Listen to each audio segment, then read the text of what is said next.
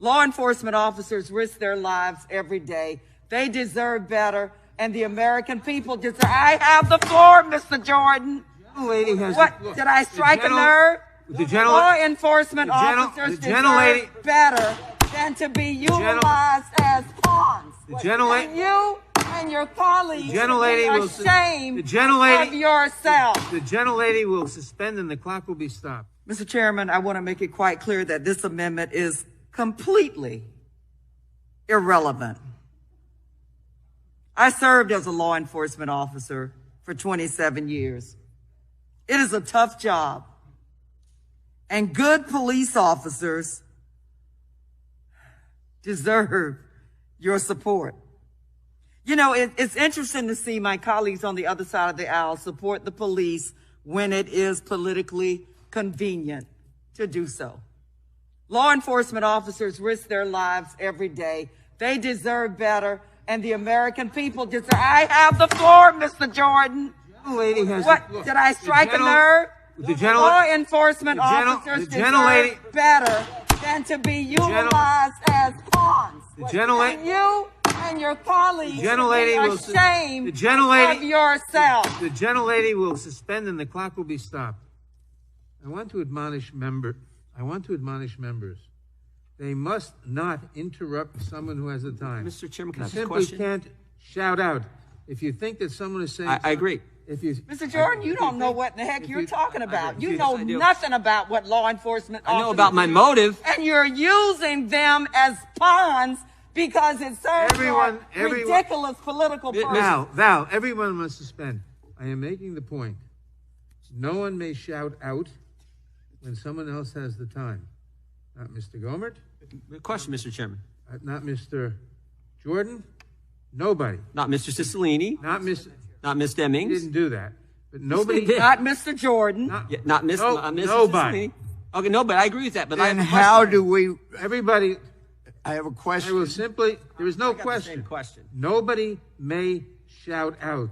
When you give a speech, Mr. Chairman, about motives and questioning motives, and then our motives are questioned, how do we address that? The rules allow a request words I have point of watched inquiry. them live and die, and you know nothing about that. And to utilize them as political pawns. I have a point of. Law enforcement officers risk their lives every day. They deserve better, and the American people deserve. I have the floor, Mr. Jordan. Lady has what? Did I strike a nerve? Law enforcement officers deserve better than to be utilized as pawns. And you and your colleagues should be ashamed of yourself. The gentlelady will suspend and the clock will be stopped. Gentlelady's time has expired. Mr. Chairman, I believe under the rules I have an opportunity to respond since... The Chair recognizes the ranking member. Thank you, Mr. Chairman. And, if you go back well over months ago, I've been promoting the vaccine, and I obviously had a lot of conversations with my doctors for a number of reasons, needed to make sure that it was the right time for me, but was promoting the vaccine all along the way and calling people out who did promote vaccine hesitancy, which, by the way, if you start with President Biden himself. Who's going to take the shot? Who's going to take the shot? You can be the first one to say, sign me up. They now say it's okay. Would you get it? Well, I think that's going to be an issue for all of us. I will say that I would not trust Donald Trump. If Donald Trump tells us that we should take it, I'm not taking it. I don't trust the president, and I don't trust the FDA.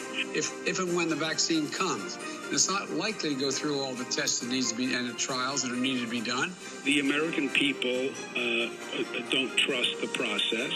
I don't. You want to talk about vaccine hesitancy? That is vaccine hesitancy. No, it is President not. Biden needs to come out and admit he was wrong when he was trying to discourage people from taking the vaccine late last year. It's safe, it's effective, and anybody who was trying to give concern about the vaccine or the FDA owes an apology because that's just not accurate. So anyway, I'm going to continue to promote the vaccine and the safety and effectiveness of it and would encourage others to take it. Go back. Well, I thank you for yielding back. However, Mr. Scalise, I think you are aware that those comments were made before the vaccine was approved. But it was made during the process of the Well, FDA during the going process through is Operation one- Warp Speed, which During the produced process 3 is one thing. vaccines. Doing the process is one thing, but they were made before the vaccines. But people listened to that and said, why take it if the president, Joe Biden at the time, that was not president, but if he said, this process was rushed or the FDA shouldn't be trusted, do you really think that there weren't people listening to that? I just want the record to be clear that the vaccines were not approved when those statements were made. Still not approved. And with that, Advanced program. Senator Paul. Administrator Guzman, I've sent 2 letters to you signed by 50% of the committee members requesting specific information regarding PPP loans to Planned Parenthood affiliates. We have not gotten a response so far. How many first draw PPP loans have been approved to Planned Parenthood affiliates? So specifically on specific borrowers, the SBA has not commented on specific borrowers. Well, I'm asking you. I'm in charge of oversight over your $1 trillion agency, and I'm asking you, how many have been approved? Well, we don't publicly release that information. And one thing. So you are in defiance of Congress. You will do what you want, not what Congress wants. We have provided you a full listing. You have not provided us with any listing of Planned Parenthood affiliates who've received money. This is an ongoing problem. The previous administration said it was unlawful. This is a big deal. The previous administration said it was unlawful and told them to return the money. Your administration is now giving them money. This is a legal question. This is a big deal. This isn't something you come to Congress and just say, I'm not going to answer the questions. Not at all. While I can't discuss specific borrower information, we no one is stopping you from discussing this. In your written testimony, you discussed an individual recipient of money through the program. So you are willing to talk about individual recipients. You're just not willing to talk about Planned Parenthood. But there is a legal question here.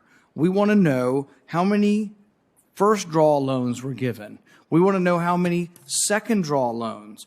We want to know, since Patrick Kelly, your associate, came here and told us that the affiliate rule has not been reversed.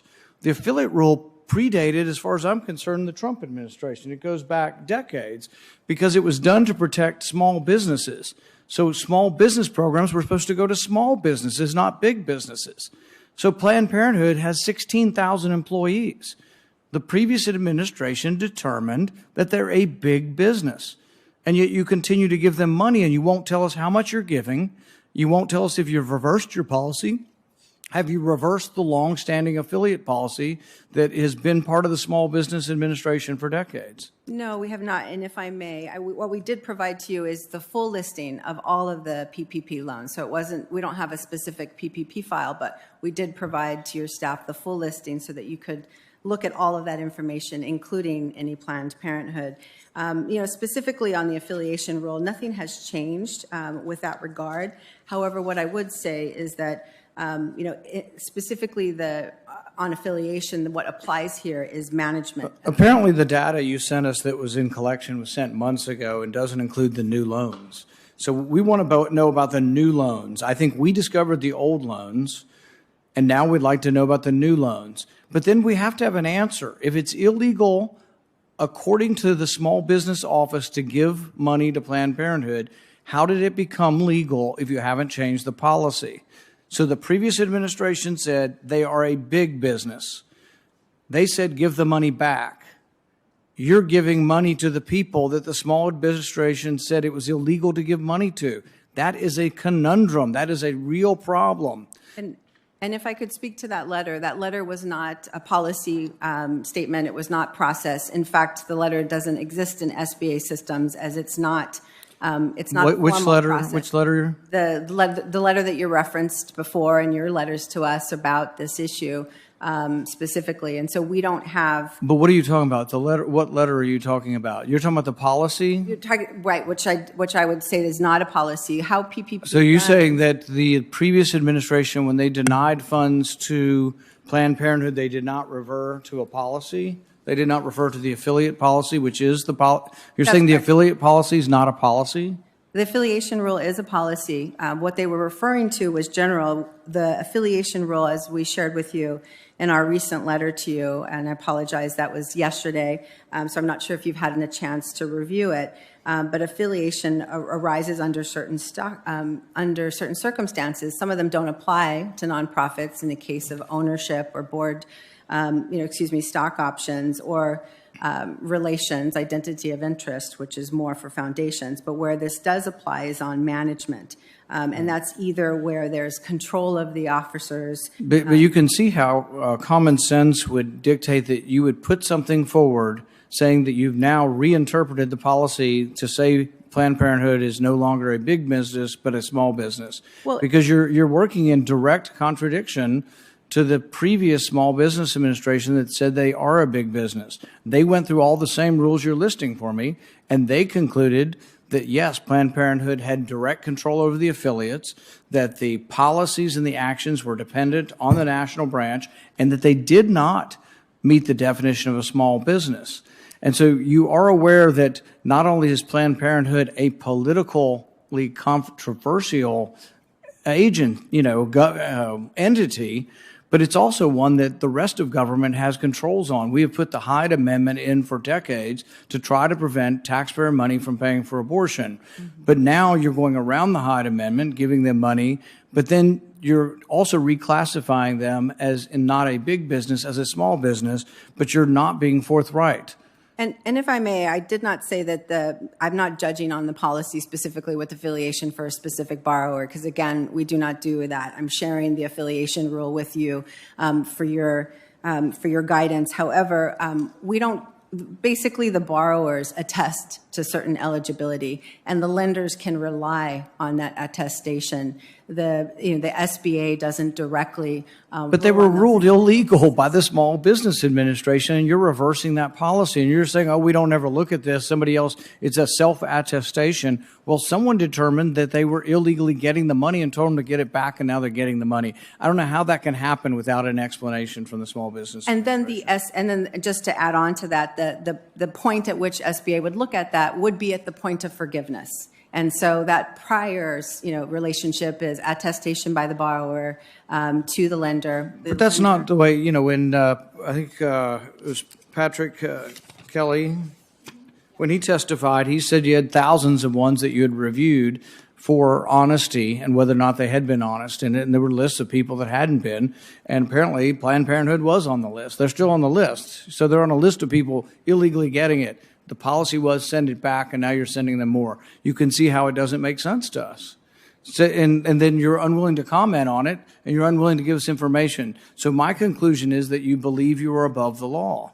And my only conclusion is that we still want the information. We are here for oversight, that our next step would be to subpoena you. But that's a disappointment to me, because when I voted for you, I thought you said you would be transparent, and it looks like you're specifically hiding this information from us. And I just one other thing to note is that, again, as we go through forgiveness and the SBA then starts to look at these loans, that's when hold codes can arise as well. Under those circumstances, we'd be happy to continue to work with your staff to provide further information. But again, SBA at this point in those loan processes is obviously relying on the attestation of the borrowers as well as the lender. So today, no Planned Parenthood has been forgiven. No Planned Parenthood loan has been forgiven. That's correct. So you know the information. You're just not willing to reveal it. So you know all about their information. The record should state you're unwilling to give the information to Congress.